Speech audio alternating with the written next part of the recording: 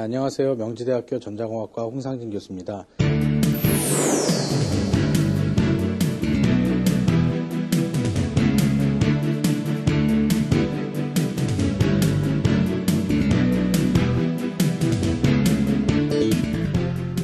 자, 벌써 15번째 강의를 시작하게 됐습니다. 자, 15번째 강의에는 지난 시간에 이어서 포토리소그래피 챕터 1에 해당되는 내용을 이어서 강의도 하도록 하겠습니다. 이번 강의에서는 지난 시간에 말씀드렸던 8가지 스텝 중에서 1, 2, 3번에 해당되는 내용을 좀 더 깊게 알아보도록 하겠습니다. 반복되는 내용이니까 여러분께서 어떻게 보면 지루하시게 생각하실 수도 있지만 생소한 용어들을 접하시고 또한 생소한 내용들을 접하시는데 반복학습보다 더 좋은 방법은 없다고 생각합니다. 그래서 반복된 내용이지만 반복되는 부분도 있고 또한 새롭게 여러분께 설명드리는 내용도 있기 때문에 잘 집중해서 어려운 포토리소그래피 공정을 잘 쉽게 공부하실 수 있도록 도와드리려고 합니다. 자, 함께 하시죠.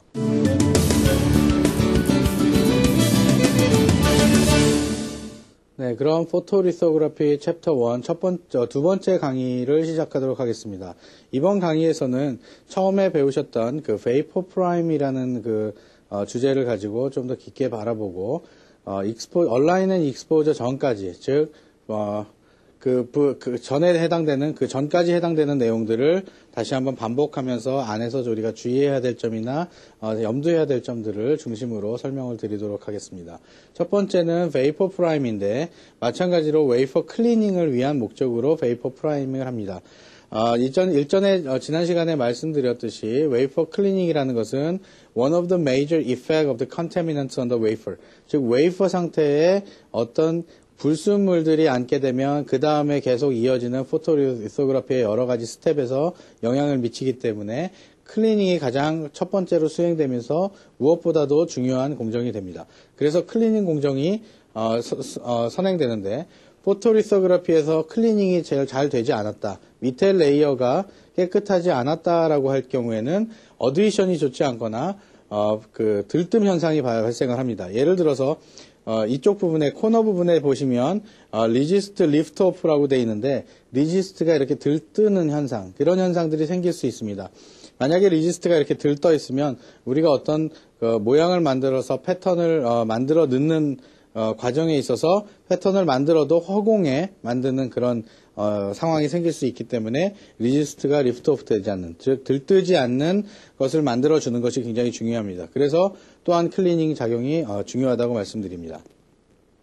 리지스트 리프트 오프라는 것은 리지스트가 그 밑에 있는 필름 레이어, 즉 그것이 실리콘 옥사이드가 될지 실리콘 자체가 될지 또는 뭐 실리콘 나이트라이드가 될지 아니면 금속이 될지 뭔지 모르겠지만 다양한 여러 가지 밑에 있는 종류들, 밑에 언더라잉 그 아래쪽에 있는 레이어들에서 어드히션이 다 좋게끔 돼야 된다는 점을 가지고 있고, 마찬가지로 어디나 다른 반도체 공정에서도 마찬가지지만 핀홀이 발생되면 안 된다는 것, 또한 파티클이 있어서 빛이 투과되지 않는 현상이 생기면 안 된다는 점에서 이 핀홀이 중요한 요소로 작용합니다.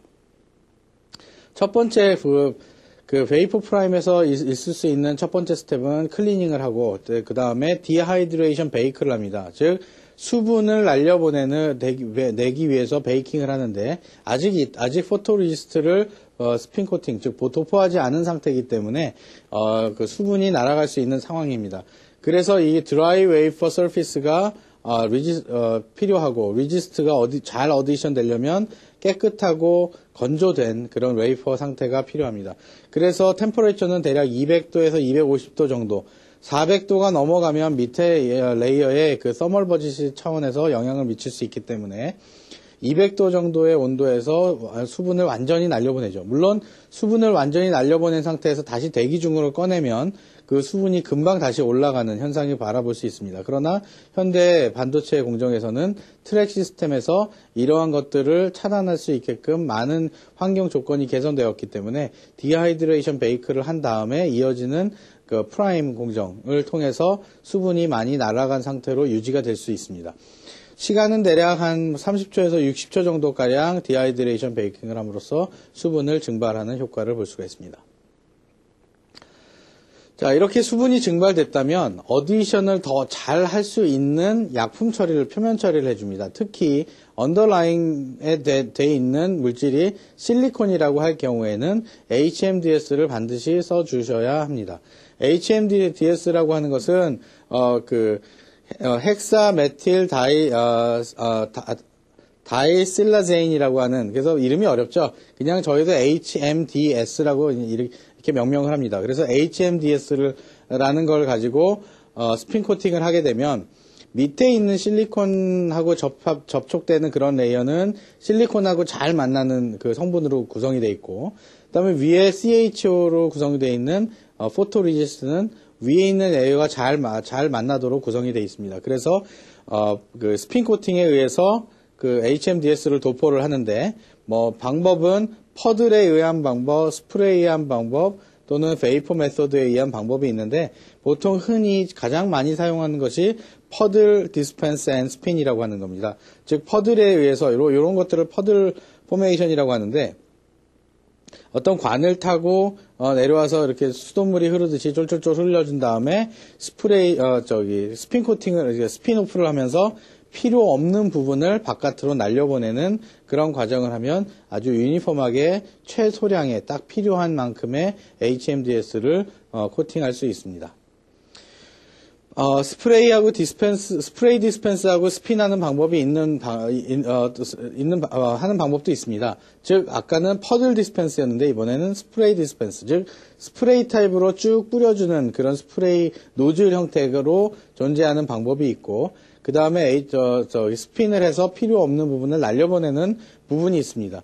또한 한 가지의 방법은 베이퍼 프라임이라고 하는 부분이 있는데, HMDS를 기체 상태로 이렇게 좀, 기체 상태는 아니지만 이 아주 미세한 미립자, 수증기와 같은 그런 상태로 쭉 뿌려주면 이 상태에서 그 HMDS가 전체적으로 면이 분위기에 차지하게 되고, 동시에 이 열을 가할 수 있는 핫플레이트 위에서 웨이퍼를 가열해 줌으로써 디하이드레이션 베이크를 동시에 수행할 수 있는 그런 방법도 있습니다. 즉, 디하이드레이션 베이크를 하고 나서 바로 HMDS 처리를 해주면 이 체인버 안에서 수분이 없는 상태에서 HMDS 처리를 할 수도 있습니다. 그러나 가장 많이 사용하는 건 앞에서 말씀드렸듯이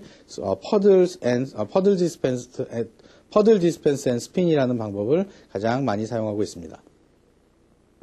자, 이제 그 스핀 코팅을 하게 되는 단계가 있는데요. 스핀 코팅을 포토리지스트 스핀 코팅 할 건데, 과연 스핀 코팅을 하는 포토리지스트는 어떠한 그 성분을 가지고 있는가, 어떠한 특성을 가지고 있는가에 대해서 조금 더 자세히 알아보도록 하겠습니다.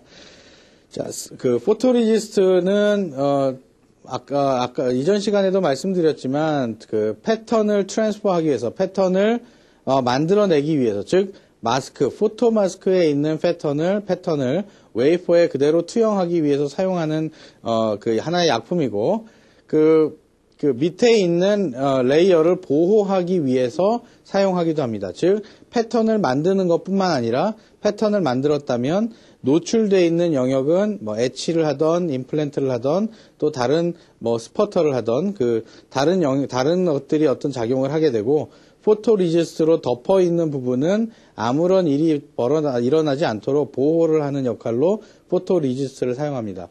굉장히 포토리지스트를 사용하는데 장점은 빛에 민감하기 때문에 빛을 노광한 영역만 성격이 변한다는, 즉 선택적으로 우리가 어떤 것들을 만들어낼 수 있다는 것에 대한 장점인데, 포토리지스트 첫 시간에 말씀드렸듯이 네거티브 리지스트와 포지티브 리지스트가 있습니다. 조금 더 자세히 리지스트에 대해서 설명을 드리면, 네거티브 리지스트는 UV가 조사된, 즉 UV가 익스포즈된 영역이 크로스 링크가 일어나고 결국은 딱딱해집니다. 즉 빛을 받으면 딱딱하게 남아있는 부분이 바로 네거티브 리지스트고, 포지티브 리지스트라는 건 UV가 익스포즈된 영역이 become more soluble, 즉 크로스 링킹이 깨져서 또는 링킹이 되지 않아서 용해가 될 수 있는, 즉 빛을 받으면 없어지는 부분, 그래서 마스크에 있는 패턴 그대로가 전사될 수 있는, 트랜스퍼 될 수 있는 바로 리지스트가 포토 리지스트입니다. 네거티브 리지스트라는 거는 have resolution limit of about 2 microns, 즉 2마이크론 정도 되는 것까지 또는 1마이크론 이하까지는 내려갈 수 없고요. 최대 2마이크론 정도 되는 피처까지는 잘 만들 수 있습니다. 그런데 2마이크론 이하로 내려가기는 굉장히 어렵습니다. 아까 이유는 뭐라고 그랬죠? 네거티브 리지스트 자체가 고분자 물질이기 때문에 그 고분자 물질은 분자량이 커서 원체 이 조절이 잘 안 됩니다. 거기다가 스웰링하는 즉 부풀어 오르는 아주 미세하게 부풀어 오르는 즉 뭐 빵이 부푸는 것처럼 이만큼 부푸는 건 아니지만 2마이크론 사이즈를 기준으로 약간 부풀어 오르는 그런 형태를 가지고 그런 특성을 가지고 있기 때문에 현대의 아주 초미세 반도체를 만드는데 적절하지 않은 리지스트라고 얘기할 수 있죠. 그래서 보통 포지티브 리지스트를 많이 사용한다고 말씀드렸고요. 그것이 바로 dominant type of resist today. 요즘에 사용되는 리지스트 중에 대부분 99.99%가 다 포지티브 리지스트라고 생각하시면 큰 무리가 없으실 거라고 생각이 듭니다. 자, 포토리소그래피를 하는 과정 중에 중요하게 판단되는 몇 가지 밸류들이 있습니다. 즉, 레졸루션과 컨트라스트라는 개념이 있는데, 레졸루션이라는 것은 해상도죠. 즉, resolution is ability to differentiate between two or more closely spaced pattern. 두 개가 뭔가 가까이 이렇게 붙어 있는데, 그 두 개가 붙어 있는 것을 확실히 떨어져 있는 것이라고 얘기할 수 있는, 즉, 하나가 높고 낮고 높을 때, 높고 낮고 높다를 얘기해 줄 수 있는 높고 낮고 높은데 세 가지가 다 높은 것처럼 보이는 것은 레졸루션이 떨어진다고 얘기를 하고요. 그래서 웨이퍼 패턴을 만들었을 때 레졸루션이 좋다라는 얘기는 그만큼 엣지가 이렇게 서 있어서 높은 영역과 낮은 영역이 잘 구분이 간다고 얘기할 수도 있는 것입니다. 컨트라스트라는 것들은 명암 대비라고 하는데요. 마찬가지로 있는 곳과 없는 곳이 확실히 구별이 되는, 그래서 그 패턴이 익스포저 된 영역은 하나도 남아있지 않고 다 없어지고, UV가 익스포저 되지 않은 영역은 하나도 없어짐이 없이 그대로 남아있는, 그래서 위에는 남아있고 밑에는 없어지는 그런 단차가 명확하게 구분이 나는 것이 컨트라스트라고 얘기합니다. 그래서 흔히 컨트라스트라는 명어로 보면 리지스트 컨트라스트가 안 좋은 것은 이렇게 샤프하지 않고 이렇게 좀 이렇게 뭐랄까요, 옆으로 퍼져 있는 모양, 어디까지 익스포저가 됐고 어디까지가 익스포저가 안 됐는지 구분이 잘 안 되는 모양이 컨트라스트가 낮은 것이고요. 컨트라스트가 좋은 것들은 리지스트가 있는 곳과 없는 곳이 분명하게 차이가 나서 어디가 분명히 노광이 됐고 노광이 되지 않았는지를 분명히 알아볼 수 있는 것이 바로 컨트라스트입니다. 즉 컨트라스트하고 레졸루션이 조금 헷갈리는 의미가 있는데, 컨트라스트는 이 각각을 봤을 때 높낮이가 확실히 구분되느냐, 레졸루션은 이 높낮이가 있는 것이 옆에 인접해 있는 것이 있을 때 서로 얘하고 얘가 떨어져서 있는 것처럼 보이느냐, 아니면 마치 붙어 있는 것처럼 보이느냐라는 의미입니다. 그래서 연속된 이것들이 두 개가 겹쳐 있으면 이런 모양으로 나타나겠죠.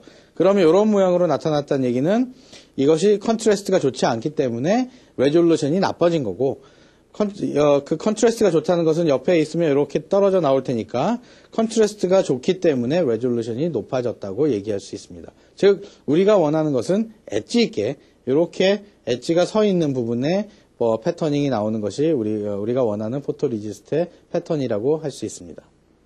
자, 그래서 또한 포토리지스트에서 중요하게 생각되는 파라미터들이 몇 가지 있습니다. 관점이 있는데 센서티비티가 있고 비스커시티라는 부분이 있고 어드이션, 또한 엣지 리지스턴스가 있습니다.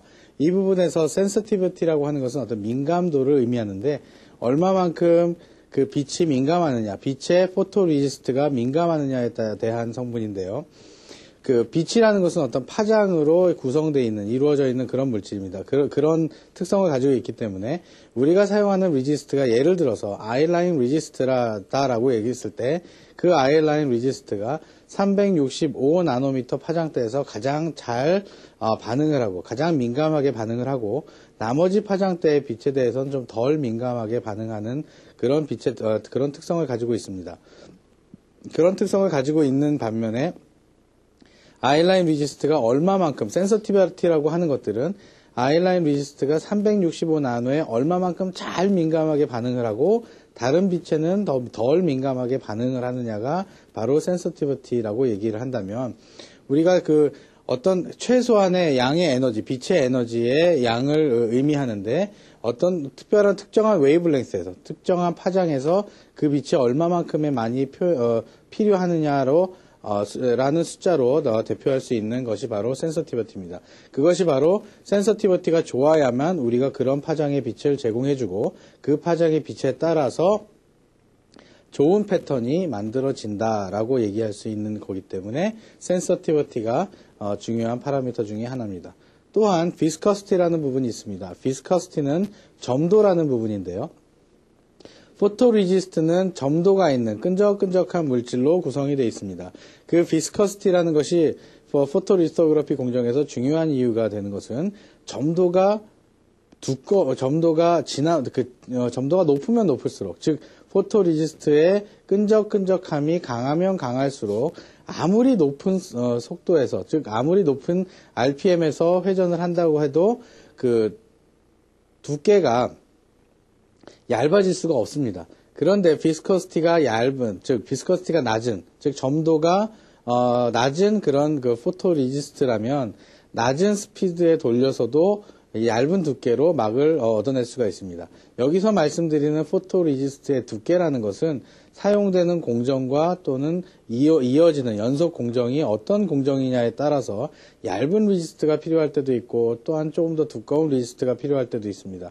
그에 따라서 속도를 조절해서 두께를 확보하기도 하고 또는 리지스트의 종류를 다른 종류를 사용해서 두께를 확보를 하기도 하는데, 물론 가장 많이 사용되는 방법은 한 가지의 리지스트를 가지고 두께를 조절하는 방법이 가장 많이 사용되지만 특히 일부 멤스 공정을 하는 경우에는 실리콘 반도체 공정이 아니라 반도체 공정의 응용 기술을 하는 멤스 기술을 하시는 분들에게는 리지스트의 종류를 바꿔가면서 원하는 두께를 얻고자 하는 노력도 있습니다.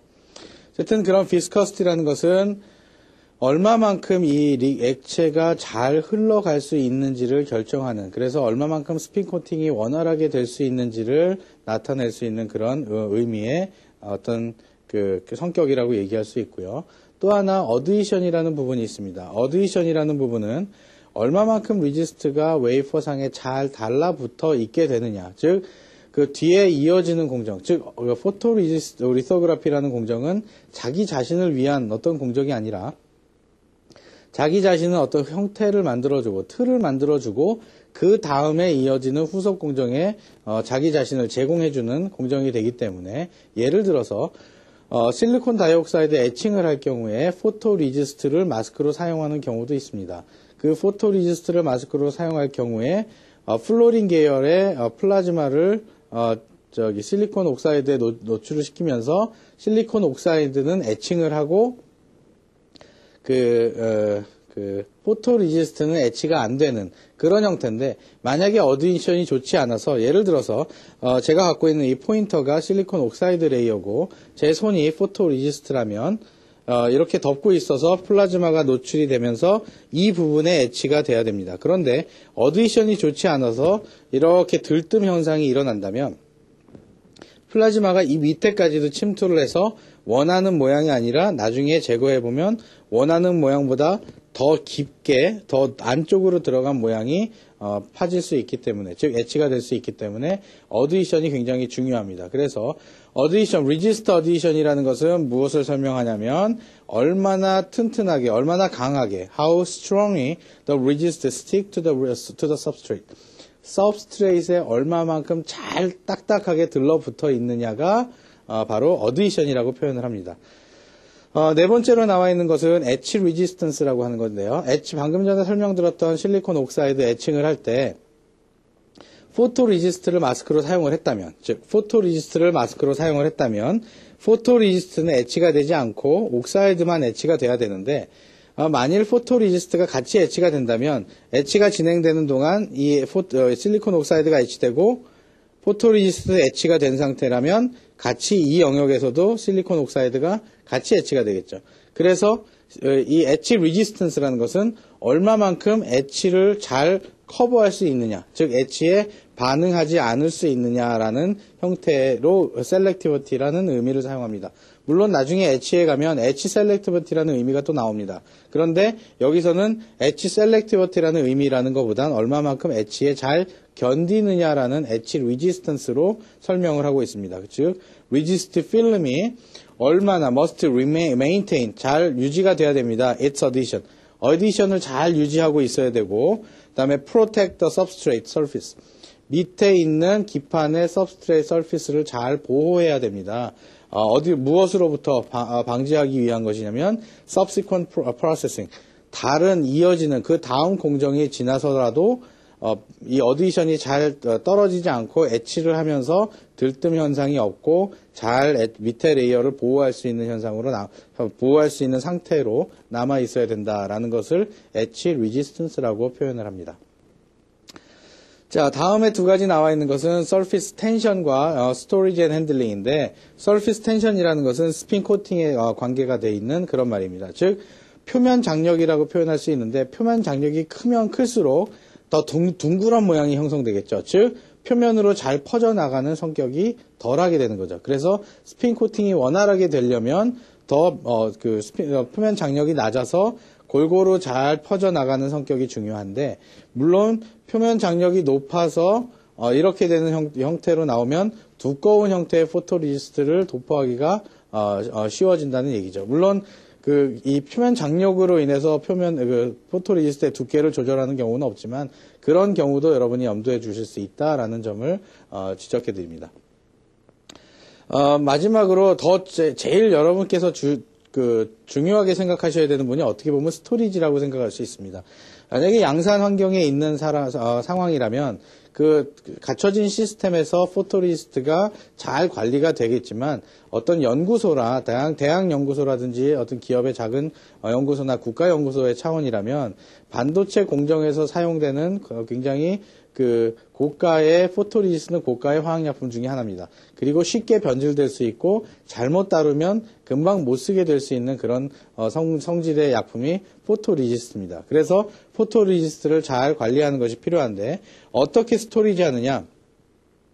즉 포토리지스트는 안에 솔벤트를 많이 내포하고 포함하고 있는 용액입니다. 즉 솔벤트가 성분이 많이 날아가게 되면 점도가 필요 이상으로 진해지겠죠. 그러면 점도가 필요 이상으로 진해지면 처음에 포토리지스트를 개봉했던 포토리지스트의 점도와 나중에 포토리지스트의 점도가 차이가 나기 때문에 점도의 차이는 동일한 스핀 스피드를 돌리더라도 동일한 스핀 스피드로 스핀 코팅을 하더라도 포토리지스트의 두께가 달라지고, 결국은 패턴을 하기 위해서 노출시켜야 되는 빛의 양이 더 많아져야 되는데, 포토리지스트가 변한 것을 감지하지 못하고 동일한 스피드로 스핀 코팅을 한 후에 동일한 에너지를 조사했을 때 초반기에 공정 조건이 아무리 잘 수립되어 있다 하더라도 후반기에 솔벤트가 증발해버린 포토리지스트라면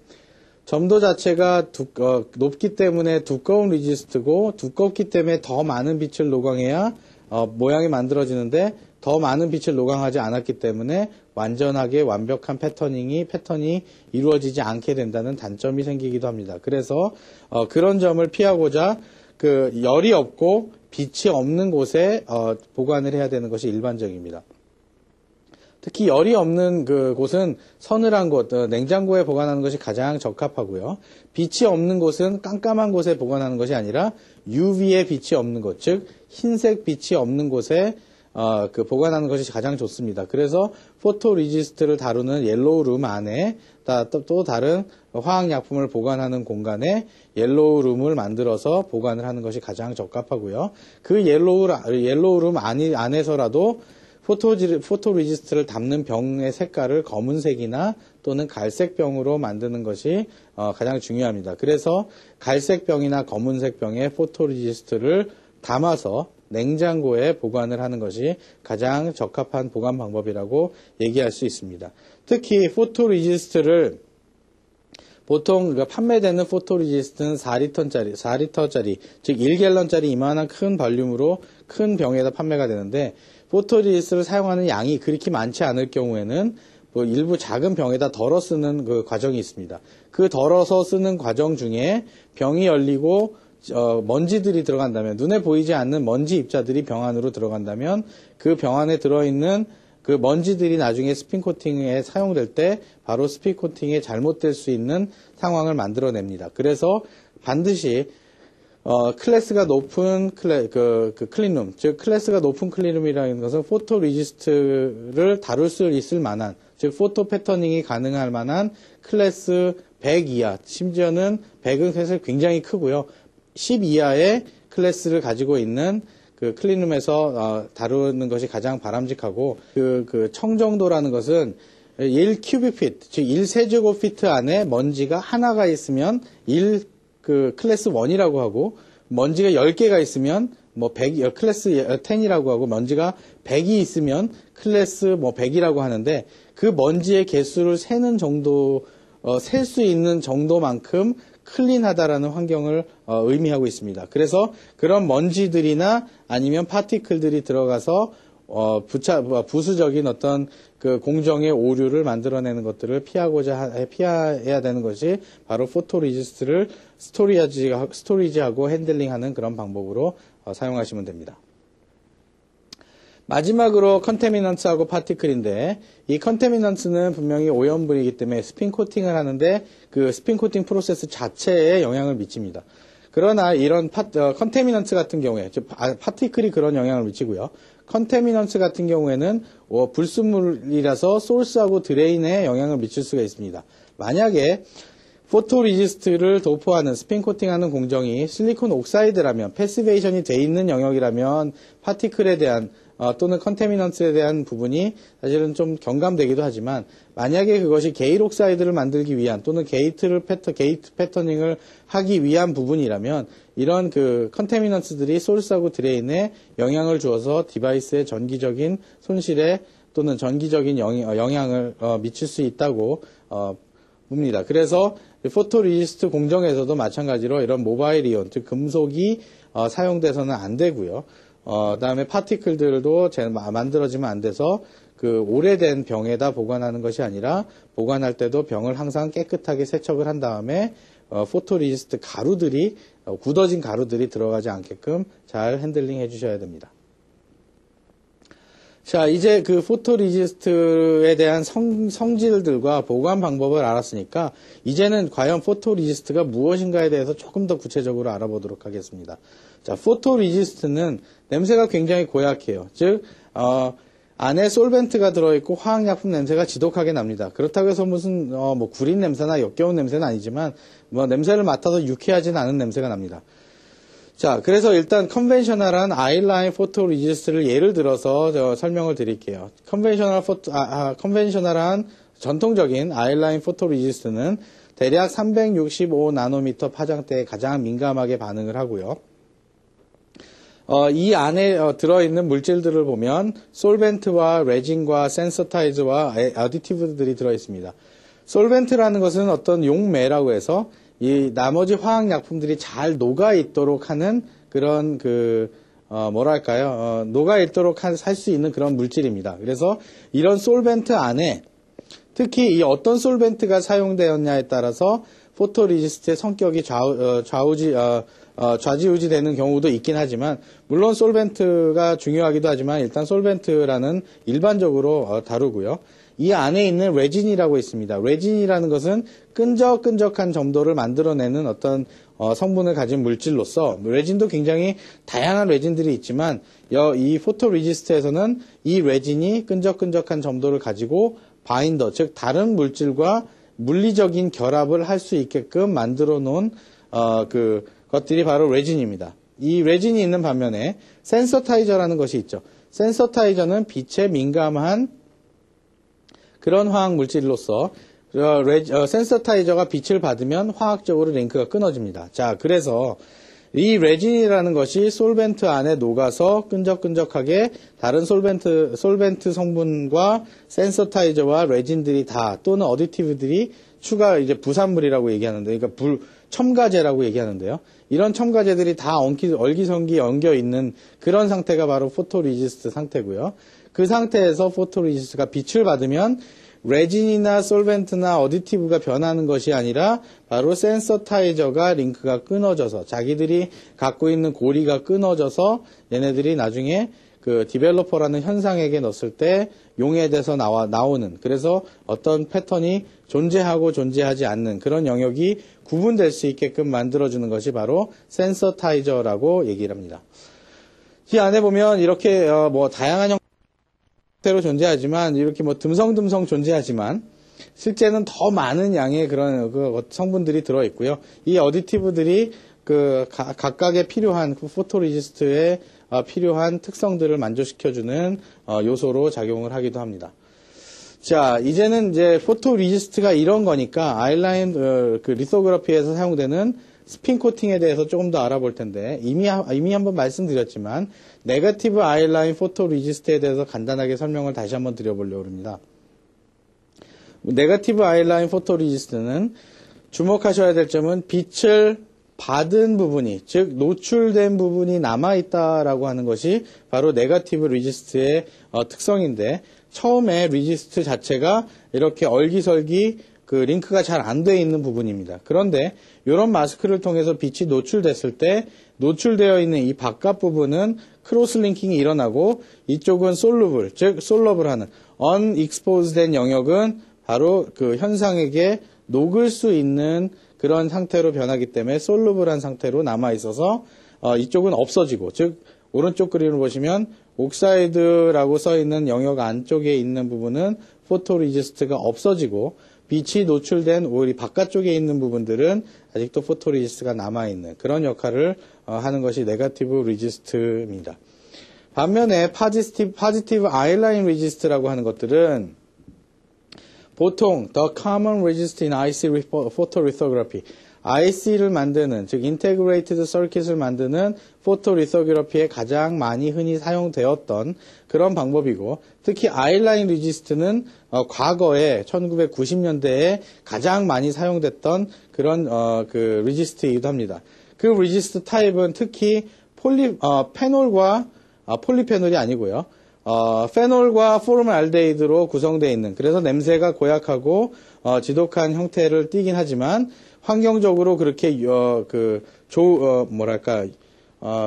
친환경적인 물질이 아니죠. 그래서 특별히 이 포토리소그래피를 할 때 사용되는 포토리지스트는 특별하게 관리가 돼야 되고, 아무 하수구에다 버리면 절대 안 되는 그런 그 물질이지만, 이런 그 물질을 노볼락 타입이라고 보통 우리가 얘기를 합니다. 그래서 노볼락 타입이고, 안에 포토 액티브, 즉 센서타이저라고 되어 있는 부분들이 팩 타입, 그 DNQ라는 것이 그 성분을 가지고 있습니다. 그래서 보통 아이라인 포토리지스트다라고 하면 DNQ 노볼락이라고 하는 그 명칭을 가지고 있어요. DNQ 노볼락 타입의 리지스트다라고 하면 아이라인 리지스트다를 의미하고 있는 것입니다.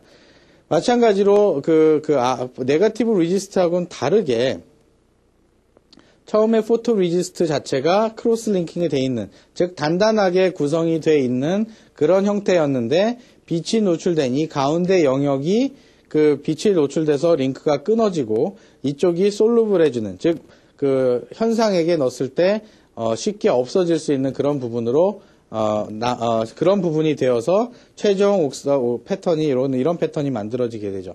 이런 패턴을 옆으로 좀 더 확대해 보면 리지스트가 있는 부분은 엣지가 잘 서 있고, 리지스트가 없는 부분은 깨끗하게 없어서 좋은 컨트래스트를 나타낼 수 있고, 이런 패턴이 반복되어 있을 때 레졸루션이 좋은 이미지다라고 얘기할 수 있게 됩니다. 자, 그 다음에 저희가 이제 이런 그 네거티브하고 포지티브 포토 리지스트를 사용해서 스핀 코팅하는 방법을 배웠는데, 스핀 코팅을 한 다음에 어떤 그 과정이 따라오게 되냐면, 그 다음에 이제 그 UV 라이트를, 즉 빛을 노광을 해야 됩니다. 빛을 노출시켜서 그 마스크를 통해서 선택적으로 빛을 투과해서 패턴을 트랜스퍼를 해야 되는데, 이 가시광선 때, 빛이라는 것은 대략 저희가 눈으로 볼 수 있는 가시광선이라고 하는 것은 200나노 좀 이상, 또 250나노, 300나노부터 한 700나노, 800나노 정도까지의 빛을 우리가 가시광선이라고 하고, 태양빛을 우리 스펙트럼으로 보면 대략 이런 300나노, 200나노 빛도 있지만 이쪽에서 인텐시티가 이렇게 커져서 뒤로 갈수록 좀 작아지는 가우시안 분포를 따르고 있다고 보시면 적정할 것 같습니다. 그 가우시안 분포를 따르고 있는 것들 중에 예전에 초창기에 사용됐던 G라인, 즉 436나노미터의 파장이 사용되기도 했었고요. 그 다음에 H라인이라는 405나노의 파장대의 빛이 사용되기도 했었는데 80년대부터 90년대에는 I라인이라고 하는 365나노미터 파장의 빛을 사용하는 포토리지스트, 즉 I라인 포토리지스트가 가장 많이 사용이 됐었습니다. 역사적인 배경을 보면 지금까지 파장이 점점 작아지는 형태를 보고 있고요. 지금 현재 시점으로는 반도체를 만들기 위해서 248나노대 파장을 쓰는 장비가 있고 193나노 파장을 쓰는 장비가 있습니다. 즉 과거로부터 지금까지 파장이 계속 작아졌다고 말씀드릴 수 있는데, 파장이 작아진 거에 대한 작아진 이유는 패턴 사이즈가 작아졌기 때문입니다. 예를 들어서 365나노미터 빛을 가지고 1대1 투영을 했을 때 만들 수 있는 가장 작은 크기는 0.35 마이크론 정도 됩니다. 0.35 마이크론과 365 나노미터와의 연관성을 한번 살펴보면 365 나노미터라는 것은 0.365 마이크로라고 표현할 수가 있고, 이 0.365라는 숫자가 바로 이 빛이 가지고 있는 파장입니다. 즉 빛이 얼마만큼의 한 주기 동안에 발생할 수 있는 길이를 얘기하는데, 그 길이에 따라서 가장 만들 수 있는 가장 작은 패턴이 주어지게 됩니다. 즉 I라인 리지스트로 만들었을 때 0.3 마이크로까지 만들면 굉장히 잘 만들었다. 또 0.25 마이크로는 만들기가 불가능하다라는 형태가 되겠죠. 왜냐하면 빛에 갖고 있는 성질 자체보다 더 작은 패턴을 만들 수가 없기 때문에. 그래서 밑에서 쓰여 있듯이 Standard I-line photoresist는 generally not acceptable. 일반적으로 acceptable 하지 않습니다. 어디에? At the DUV necessary for CDs. CD가 0.25 마이크로 정도 되는 것보다 더 작은 CD가 요구되는 Deep UV의 포토리소그래피에서는 적절하지 않습니다라고 얘기가 되는 거죠. 왜냐하면 이 I-line 레지스트로 0.25 마이크론짜리 패턴을 물리적으로 만들 수가 없기 때문에. 자, 그 말은 과거에 1980년대에는 반도체 사이즈가 1마이크론 정도까지 굉장히 컸습니다. 1마이크론의 반도체가 크다고 얘기하니까 굉장히 우습지만 지금 반도체는 굉장히 작죠. 지금 현재 50나노급의 반도체를 양산하고 있고 앞으로는 32나노급 또는 22나노급 또는 15나노급까지 가려고 마일스톤을 세우고 있는데, 이 나노급 반도체를 의미하는 것이 아니라 마이크로급 반도체, 1마이크로급 반도체를 만들기 위해서 I-line 레지스트는 충분히 가능했었던 거죠. 즉 0.365 마이크론 정도의 사이즈를 만들 수 있는 빛을 가지고 1마이크론을 만들기에는 전혀 어렵지가 않았습니다. 그것을 반으로 줄여서 0.5 마이크론짜리까지 만들기는 별로 어렵지 않았습니다. 그런데 그 0.5 마이크론에서 0.25 마이크론까지 내려올라 보니까 문제가 생기기 시작한 거죠. 즉 0.25 마이크론의 사이즈는 I-line을 갖고 있는 365나노미터의 파장으로는 도저히 만드는 것이 불가능했죠. 그러나 그 당시에 이 365나노 I-line 레지스트를 사용하면서 아무도 그런 문제를 사실은 알지 못했었습니다. 프로세스를 새로 개발하기 시작하면서 0.25 마이크론짜리 패턴을 만들려고 노력을 했었고, 왠지 모르게 자꾸 0.5 마이크론까지는 열심히 만들어졌었지만 0.25 마이크론짜리 패턴은 도저히 만들 수가 없었다는 거죠. 그 이유는 바로 빛의 광원에 있었던 것입니다. 그 광원에 0.25 마이크론짜리 광원, 0.365 마이크론을 갖고 있는 그 광원을 가지고 0.25 마이크론의 패턴을 만들 수 없었기 때문에 0.25 마이크론짜리 패턴을 만들 수 있는 광원이 급하게 필요했고, 그래서 ASML이라는 그 회사의 엔지니어들과 국내 엔지니어들 또는 외국의 엔지니어들이 같이 합작을 해서 딥 UV 광원을 사용한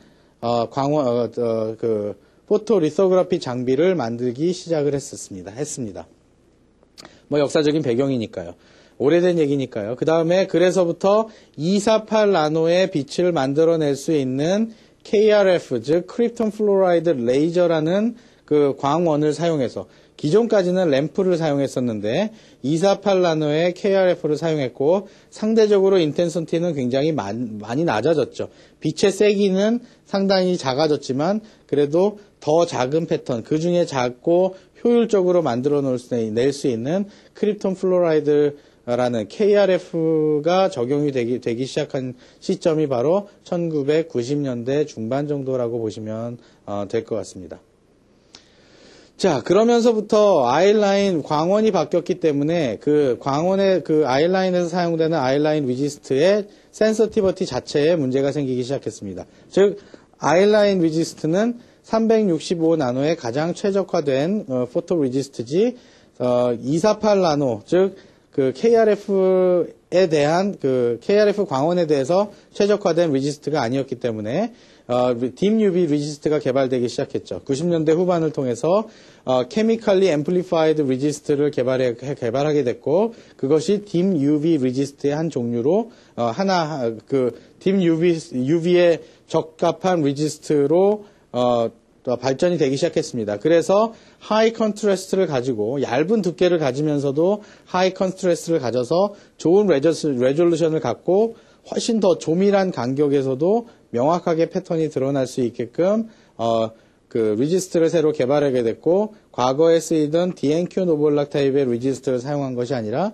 케미칼리, 화학적으로 앰플리파이, 즉 증폭이 돼서 자기네들끼리 반응이 더 잘 일어나서 패턴이 더 잘 만들어지게끔 만든 리지스트가 개발됐습니다.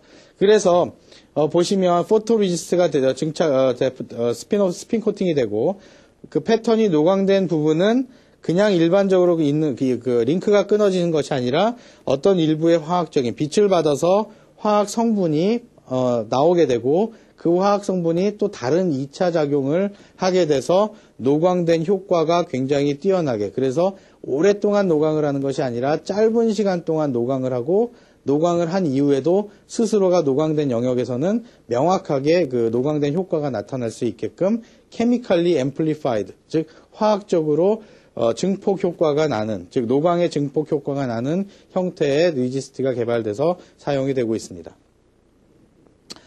자, 이제 DUV 리지스트까지 커버를 했으니까, DUV 리지스트까지 커버를 한 상태에서 이제는 스핀 코팅을 하고 직접 그 얼라인을 해보는 그 상황으로 좀 들어가겠습니다.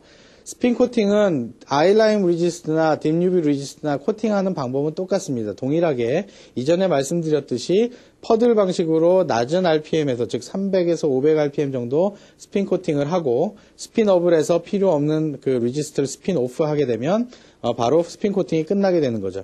그러면서 솔벤트가 날아가게끔 하는 상태로 만들어 놓으면 바로 별도의 과정 없이 스핀 코팅을 맞출 수가 있습니다. 즉 스핀 코팅 장비를 보면 이렇게 되어 있죠. X, Y, G축으로 로테이션으로 방향을 표시하게끔 되어 있는데, X축으로 놓여 있는 것이 웨이퍼고요. 이 웨이퍼 위에 퍼들에서 리지스트가, 일정량의 리지스트가 공급이 됩니다. 일정량의 리지스트가 공급되면 이 스핀 시스템에 의해서 웨이퍼가 자체적으로 중심축을 중심으로 이렇게 돌게 되죠. 도는 중간에 물리적으로 웨이퍼가 튕겨나가지 말려고 밑에 배큐으로, 진공으로 웨이퍼를 잡고 있습니다. 즉 배큐 척에서 웨이퍼가 올려지고 진공을 잡고 있기 때문에 이 스핀 코터가 돌아가는 동안에는 웨이퍼가 움직이지 않게끔 되죠. 그래서 여기 모터를 통해서 배큐을 잡아주고 스핀을 돌리게 되고요. 마지막에 왼쪽에서 보시면 엣지빗 리무버라고 하는 bottom side EBR이라고 있습니다. 엣지빗, 즉 맨 끝에 있는 엣지빗이 쌓이지 않도록, 끝에 포토리지스트가 원형 테두리를 만들어내지 않도록 엣지빗을 없앨 수 있는 장치가 고안이 되어 있고, 이 엣지빗을 없애기 위해서는 밑에서 아주 얇은 솔벤트를 쭉 뿌려줍니다. 그 솔벤트를 뿌려주는 것으로 인해서 솔벤트가 밑으로 빠져나서 드레인으로 흘러가게 되고 나머지 포토리지스트, 즉 튀어나왔던 스피노프가 됐던 포토리지스트들도 드레인이 되고 여기서 발생하는 그 인화성 또는 발화성의 기체들은 배기구로 빠져나갈 수 있게끔 설계가 되어 있습니다. 그래서 이러한 장치들이 바로 이 스핀 코트, 레지스트 스핀 코팅 안에 올라가게끔 되어 있고요. 이런 트랙 시스템을 보면 웨이퍼가 로딩이 돼서 처음에 우리가 베이퍼 프라임을 했었고요. 베이퍼 프라임을 하고 리지스트 코팅까지 했습니다. 그 다음에는 소프트 베이킹을 해야 될 차라고, 그 다음에 쿨 플레이트라고 해서 베이킹을 한 다음에 식혀줄 수 있는 그런 공정까지 진행해 보도록 하겠습니다. 자, 스핀 코팅을 하는데 스핀 코팅 스피드와 두께와 연관이 있다고 말씀을 드렸는데요. 스핀 코팅 파라미터들이 여러 가지가 있지만 가장 중요한 것이 스핀 코터 자체에서 돌고 있는 RPM이라고 생각하시면 됩니다. 즉, 리지스트의 두께는 RPM의 루트분의 1이라고 표현할 수가 있고요. 즉, 오른쪽에서 나타나는 그래프를 보시면 스피드에 따라서 두께에 대한 그래프가 나타납니다. 이것이 일직선이 아니고 약간 기울어져 있는 것을 보면 분명히 낮은 스피드에서는 꽤 높은 두께를 가질 수가 있고 높은 스피드에서는 상당히 낮은 결과를 가질 수 있다. 낮은 두께를 가질 수 있다는 것을 여러분이 짐작하실 텐데 보통 레지스트를 구매하시게 되면 그 구매하시는 레지스트를 판매하는 회사에서 스펙 데이터쉿을 줍니다. 그 데이터쉿을 보면 어떤 RPM의 이 리지스트는 어떤 RPM의, 즉, 3000rpm의 몇 정도의 두께를 가질 수가 있고, 4000rpm의 몇 정도의 두께를 가질 수가 있다고 나타나 있기 때문에 여러분들이 리지스트를 구매하시게 되면 반드시 데이터시트를 확인하시고, 내가 사용하는 리지스트가 3000rpm의 어느 정도, 또 4000rpm의 어느 정도 두께가 나온다라는 것을 확보하시고, 그 두께에 따라서 또 노광이 되는 에너지가 있습니다. 즉, 빛이 노광되는 에너지를 조절하시게 되면 여러분이 원활한 포토리소그래피 공정을 성공적으로 마치실 수 있게 됩니다. 자, 이것으로서 마지막 스핀 코팅까지, 또 스핀 코팅에서 소프트 베이킹까지 여러분께 말씀을 드렸고요. 소프트 베이킹은 기본적으로 솔벤트를 날려보내는 과정이다라고 생각하시면 되고, 그 다음 이어지는 공정은 다음 강의에서 여러분께 얼라인먼트와 어떤 장비와 익스포저를 통해서 여러분과 다시 만나도록 하겠습니다. 자, 그럼 안녕히 계세요.